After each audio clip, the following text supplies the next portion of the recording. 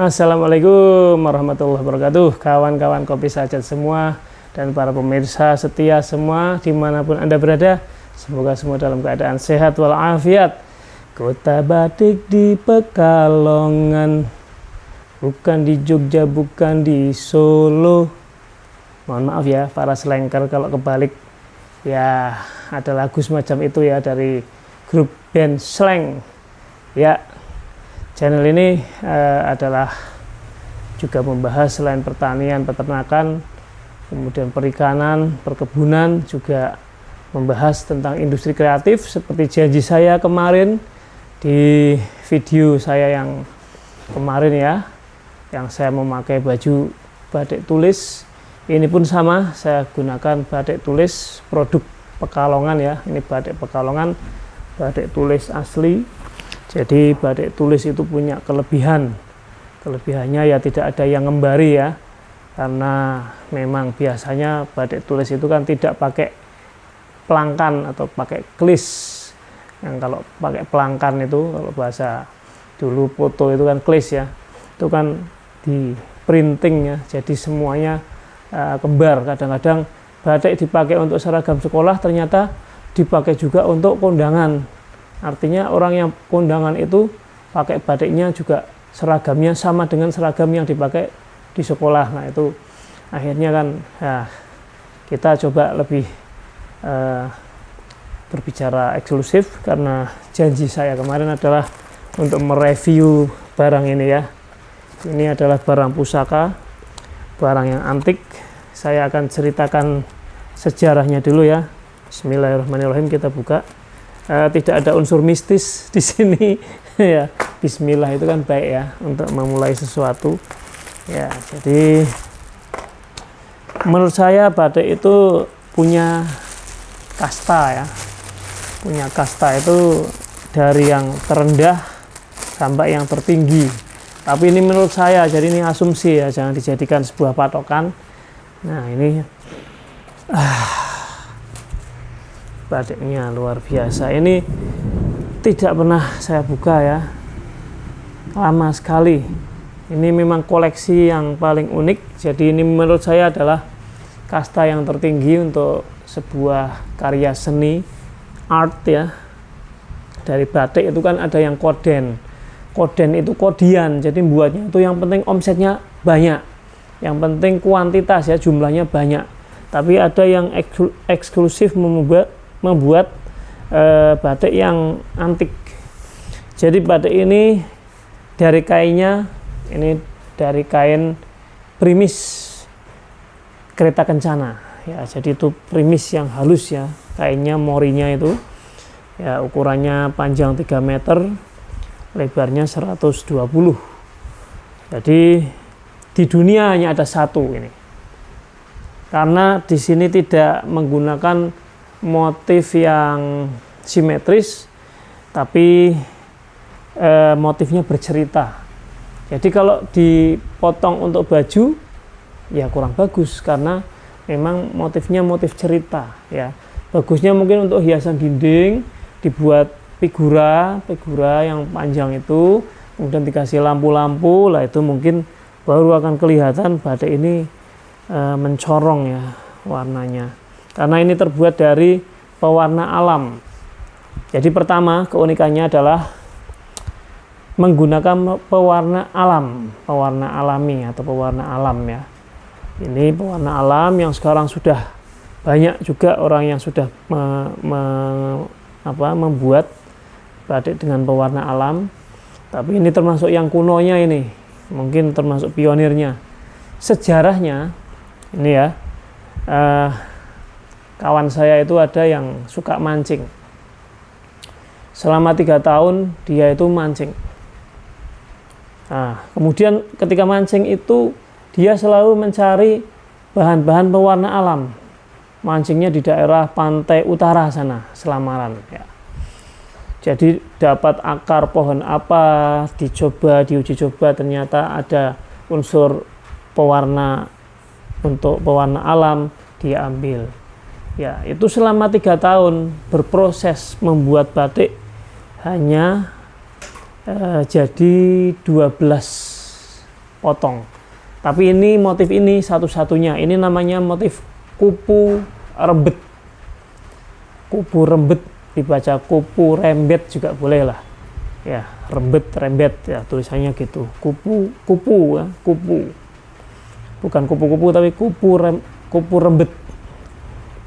Nah, selama 3 tahun hanya 12 potong. Jadi ini prosesnya selama 3 bulan sendiri. Ya katanya sih bikinnya juga sambil tirakat ya. Artinya beliau mancing tidak sekedar mancing tapi memang mencari benda-benda ini bahan-bahan pewarna alam yang di situ ada yang dari getah pohon apa, ada yang dari daun apa ya. Yang saya sendiri tidak tahu itu pohon-pohon yang liar yang ada tumbuh di daerah sana, di daerah pantai utara. Ya, beliau hadiahkan satu ini untuk saya. Saya pernah bawa 12 potong yang motifnya berbeda semua. Ada yang namanya Raja Wali bertahta, ya, dan lain sebagainya. Saya sudah lupa itu ada 12. Saya pernah bawa ke Museum Batik Pekalongan. Ya, ketika dibuka dua potong itu, ya, waktu itu hanya komentarnya batiknya halus sekali. Nah, kemudian tidak untuk dipamerkan di sana. Waktu itu ada fashion show, katanya eman-eman, sayang ini batik ini kalau dipakai untuk fashion show karena ini terlalu halus katanya. Ya, kecuali mungkin untuk koleksi ya, koleksi di sana. Jadi ini saya membidik kolektor memang. Coba bismillah kita buka ya. Bismillahirrahmanirrahim. Karena saya nanti ini ngelipetnya lagi sulit ini. Ya, ngelipetnya lagi sulit. Saya harus sesuai alurnya ya. Keunikannya tadi dengan pewarna alam ya. Kemudian proses pencarian pewarna alamnya juga di alam liar, benar-benar alam liar ya.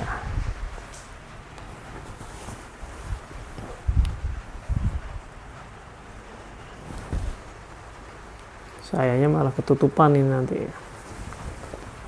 ya. Ini baru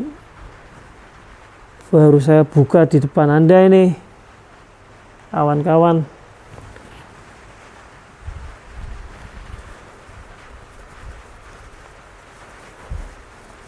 Wah, ini saya ngelipetnya lagi sulit ini. Ya, enggak apa-apa, demi Anda semua saya tunjukkan ya.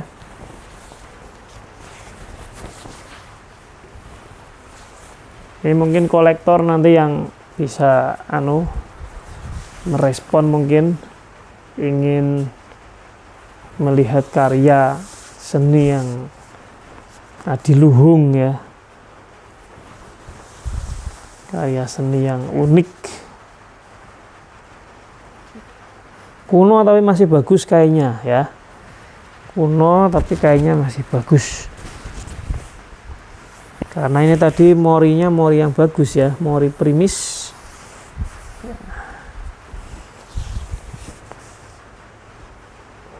Ini bercerita, ini sebetulnya ini ada ceritanya. Jadi batiknya ini bermakna ini.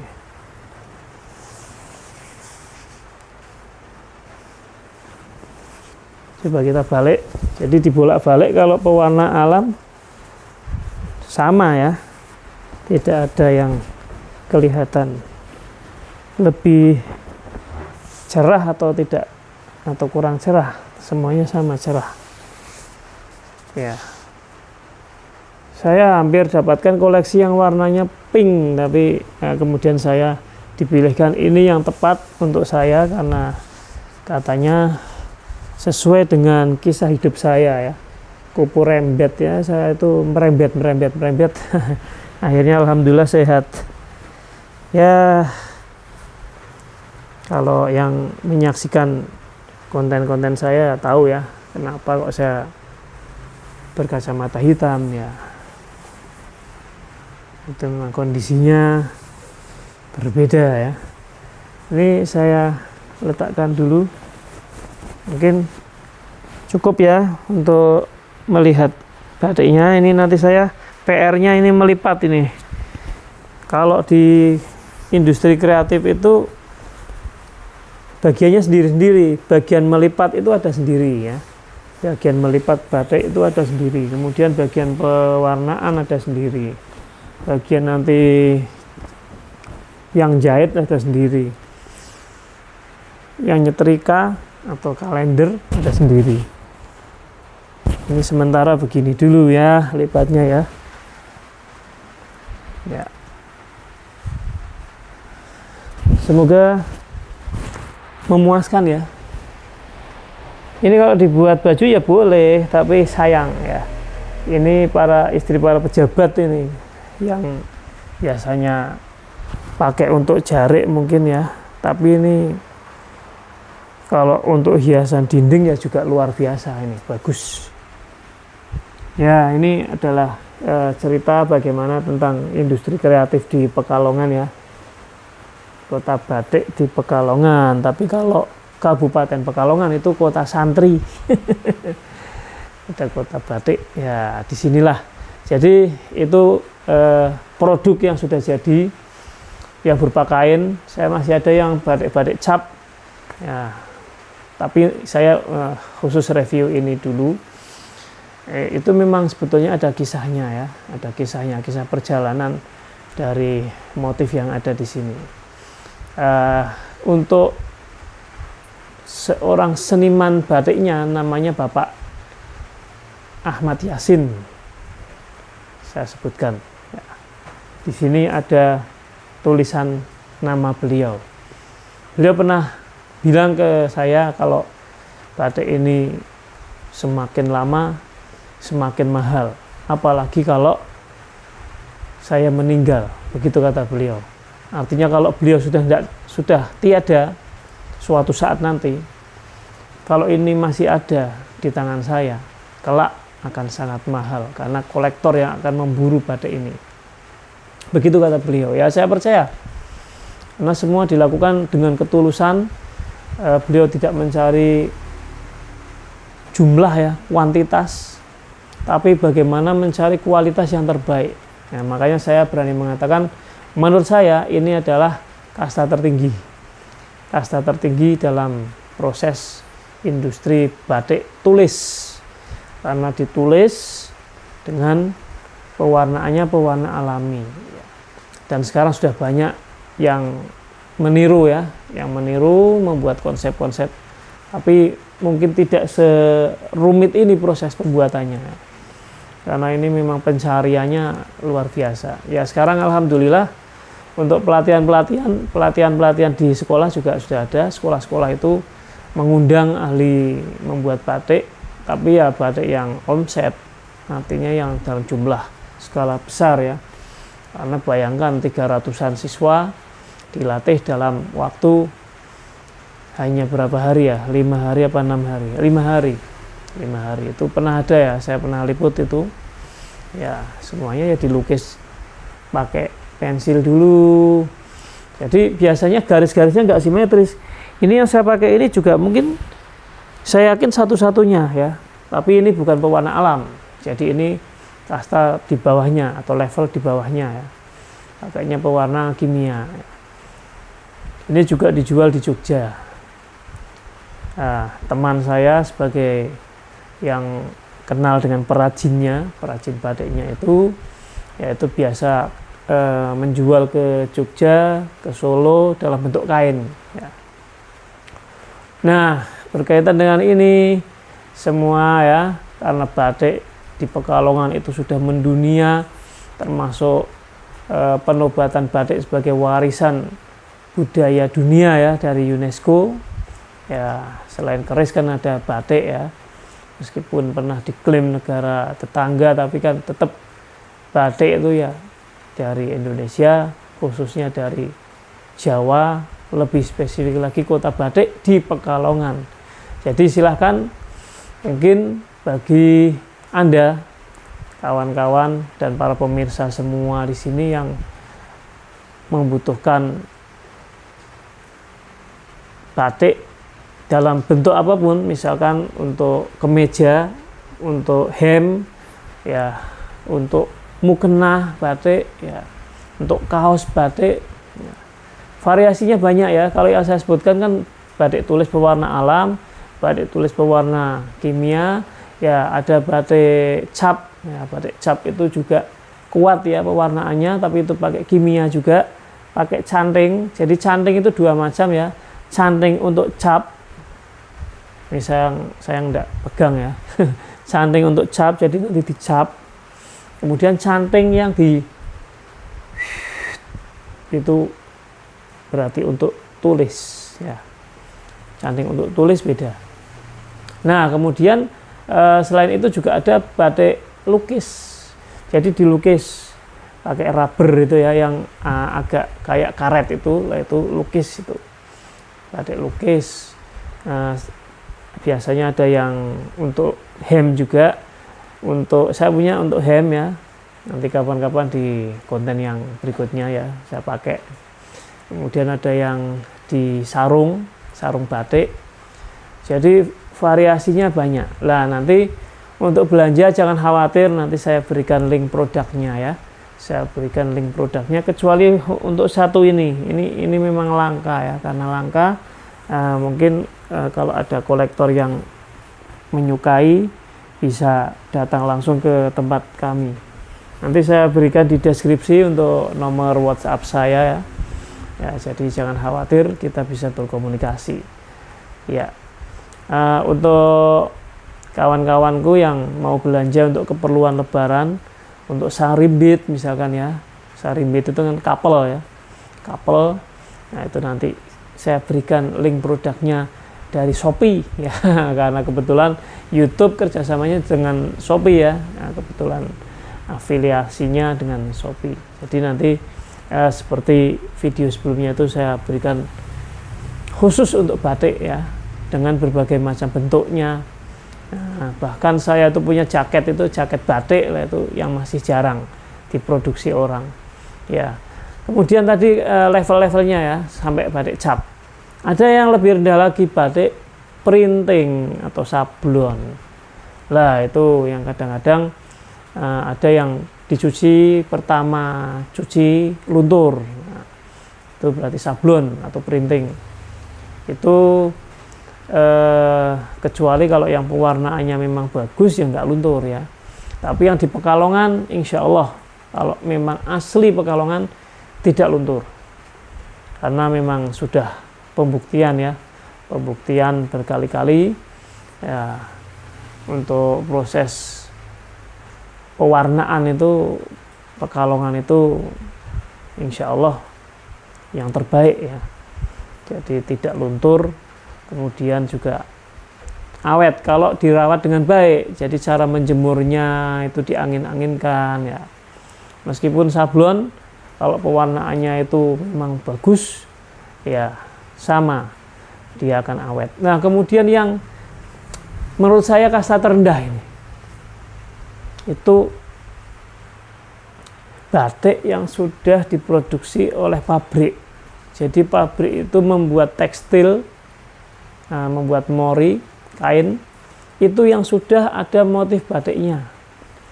Lah itu berarti berapa yar ya, yang panjang-panjang itu udah bermotif batik semua. Ya. Itu nanti tinggal dipotong sesuai dengan itunya, motifnya. Nah, kemudian tinggal dijahit. Prosesnya cepat. Sudah nggak ada ngelorot, ngerek, apa macam-macam proses pembatikan itu ya, ada ngelorot, ada ngerek, istilah-istilah itu nanti kapan-kapan kita ke industri batik rumahan ya, home industry di sini banyak ya, itu prosesnya kan rumit lah. Tapi kalau yang ini, yang fashion dari tekstil tadi itu langsung ya, udah ada motifnya. Itu biasanya serangan dari negara Tiongkok ya, yaitu membuat batik seperti itu. Bahkan sekarang ada kain mikro, jadi kainnya itu tipis, panas, itu juga sudah bermotif. Itu udah itu merusak pasaran. Ya kadang-kadang kalau diiklankan di gambarnya bagus, tapi nanti ketika sudah sampai di rumah itu kualitasnya ternyata jelek. Nah, saya tidak akan mencari produk untuk Anda yang seperti itu, jadi nanti akan saya carikan produk yang baik kualitasnya ya. Nah, nanti Anda mudah ya, tinggal klik aja di linknya ya, di link yang saya sematkan itu nanti ada beberapa produk batik ya. Ya tadi yang seperti saya sebutkan ya, ada yang baju wanita, ada yang gamis batik ya, ada yang kemeja laki-laki, ada yang hem laki-laki, kemudian ada untuk anak ya, untuk anak-anak itu juga ada ya batik, kemudian ada rok, ada long dress, ada daster, macam-macam. Nah, ada mukenah tadi ya, mukenah batik untuk dewasa, mukenah batik untuk anak. Coba nanti saya carikan yang baik untuk Anda semua ya. Saya kira cukup ya. Ini saya ada tugas melipat batik antik ini ya. Ya, saya kira demikian. Kalau buat baju ya, kalau ibu-ibu pejabat ini bisa auranya keluar ya, memancar, indah sekali. Kalau buat baju atau buat jarik ya. Oke, mohon maaf jika ada salah-salah kata ya. Maklum, ini posisi sudah malam ini ya, sudah hampir jam 12-an, jam 11-an ini. Saya akhiri, selamat menunaikan ibadah puasa Ramadan ya, semoga lancar, diberikan keberkahan dari Allah dan pahala, kemudahan rezeki, kesehatan walafiat ya, semuanya adalah kebaikan dari Allah Subhanahu wa taala. Dan mohon maaf walafu minkum. Saya akhiri, assalamualaikum warahmatullahi wabarakatuh. Salam sukses semuanya. Bye.